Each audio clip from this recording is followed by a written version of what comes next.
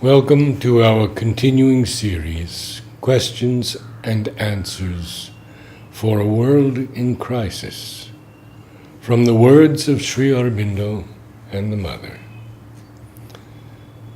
The Divine Presence, Part 3. From the Mother. Sweet Mother, what do you mean by becoming conscious? Is becoming conscious of the divine presence in oneself the only thing? Or does becoming conscious of one's movements, of one's speech, etc., also count? Mother, you may be sure that becoming conscious of the divine presence in oneself considerably changes one's whole way of being, and gives an exceptional control over all activities, mental, vital, and physical. And this control is infinitely more powerful and luminous than anything one can obtain through external means. Blessings. If one were in contact with one's psychic being all the time, yes. But it is a fact, from the moment one is in contact with one's psychic being all the time, one is in contact with the divine presence all the time. And you may reverse the statement and say, I shall know that I am in contact with my psychic being all the time when I am in contact with the divine presence all the time in all things. This will be a proof for me that I am in contact with my psychic being. From Sri Aurobindo. But when the Karma Yogan has seen the Lord surrounding all things with his presence, and all things existing only as transitory manifestations, idols, or images in this divine reality, what follows?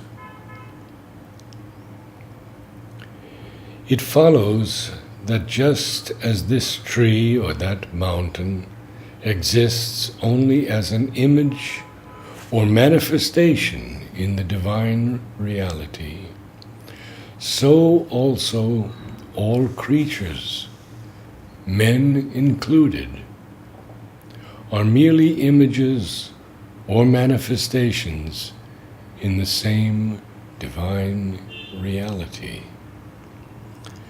In other words, what is real, living, eternal in you and me is not our body, nor our vitality and its desires, nor our mind, nor our reason and understanding, but just as the divine presence which pervades me and you, as much as it pervades the tree and the mountain.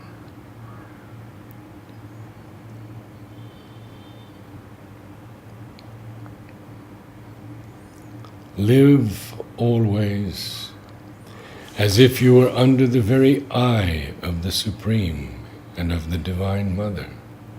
Do nothing, try to think and feel nothing that would be unworthy of the divine presence. Disciple, you write, one can feel the divine consciousness impersonally as a new consciousness only, but that the Mother's presence is something more. You also wrote in another letter that the divine presence in the heart is much more than the consciousness. In what way is the presence more than the consciousness? I meant that one can feel the divine consciousness as an impersonal spiritual state, a state of peace, light, joy, wideness, without feeling in it the divine presence. The divine presence is felt as that of one who is the living source and essence of that light, etc. A being, therefore, not merely a spiritual state. The mother's presence is still more concrete, definite, personal. It is not that of someone unknown, of a power or being, but of one who is known, intimate, loved, to whom one can offer all the being in a living, concrete way. The image is not indispensable, though it helps. The presence can be inwardly felt without it.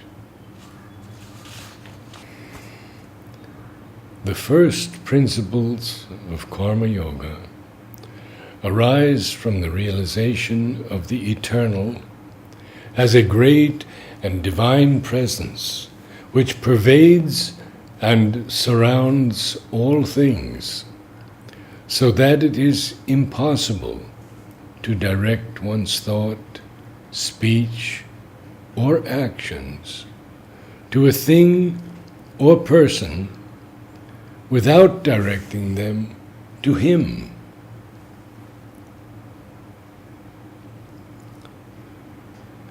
But still, the Vibhuti is not the avatar. Otherwise, Arjuna, Vyasa, Ushanas would be avatars as well as Krishna, even in a less degree of the power of avatarhood. The divine quality is not enough. There must be the inner consciousness of the Lord and Self governing the human nature by His divine presence. There should be not only a general attitude, but each work should be offered to the Mother, so as to keep the attitude a living one all the time. There should be at the time of work no meditation, for that would withdraw the attention from the work.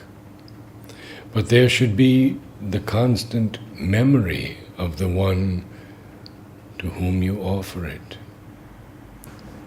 This is only a first process, for when you can have constantly the feeling of a calm being within, concentrated in the sense of the divine presence, while the surface mind does the work, or when you can begin to feel always that it is the Mother's force that is doing the work, and you are only a channel or an instrument, then in place of memory, there will have begun the automatic, constant realization of yoga, divine union in works.